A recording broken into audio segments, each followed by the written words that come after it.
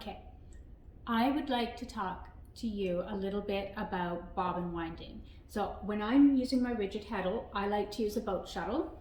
It makes it faster, easier to weave. I don't have to have quite the arm length, arm span, especially if I'm using my 32 or my 48-inch loom.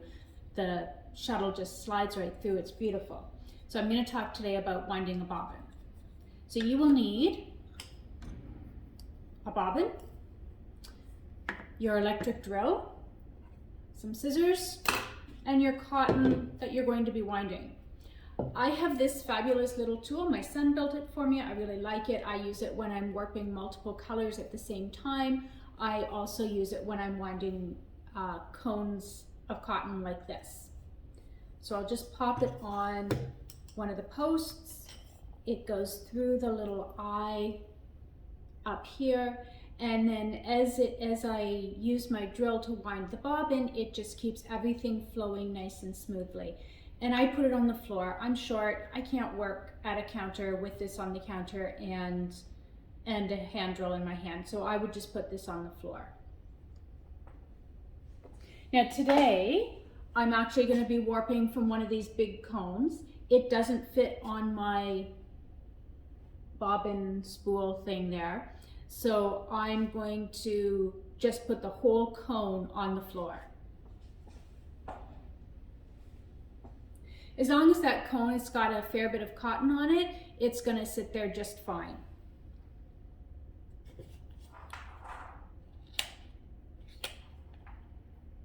All right, so I have my drill here. I'm in a place that I'm not usually used to working in, so I'm just going to be super careful, making sure that I don't accidentally push that trigger and get things going. What you'll notice here is I've got a drill bit on there. That drill bit, I've put just painter's tape over it just to make sure that the bobbin fits on it really snugly. So I just put that bobbin on there, push it on, and it's snug. It's not going to go anywhere. You can get dowels from the hardware store that will fit in there.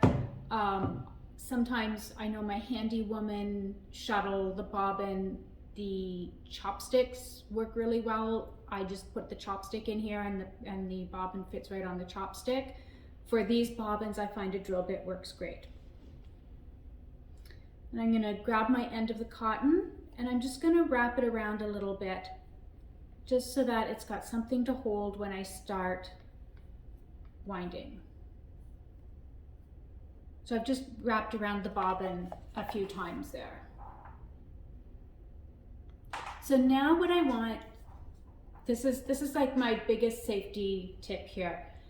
When you're winding, keep your hand completely closed around that yarn. You do not want any fingers sticking out because you don't want the yarn to accidentally get wrapped around your finger when you're drilling.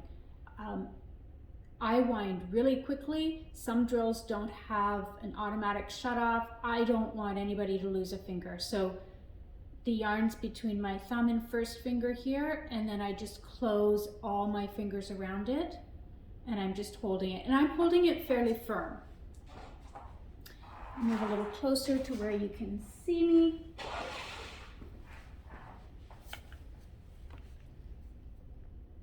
All right, and we're ready to start winding. Now I'm going to tell you what I'm doing because I'm not sure you'll actually be able to hear me while we're drilling. So I'm going to just take my cotton. As the bobbin's winding, I'm going to move the cotton back and forth across here. I'm going to have the cotton held firmly between my finger and thumb because what I want is a really, really tight bobbin. So I'm going to wind a bit and then we'll stop and I'll show you what it should look like when it's done.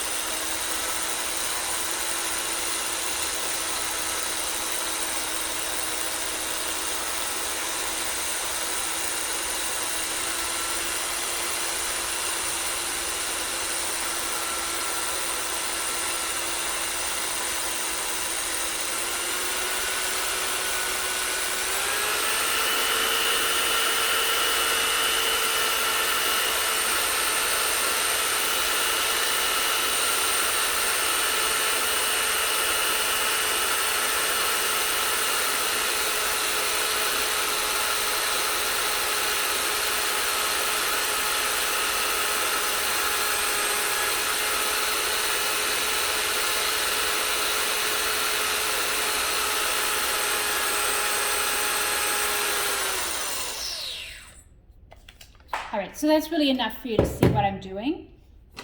When you're done, just cut it off. You can fill your bobbin so that it's right up to the top of the edge of your bobbin here. But what I want you to notice is when I squeeze it, that is really firm. There's no give in there. So keep it, that's because my finger is holding it quite tightly and guiding it back and forth.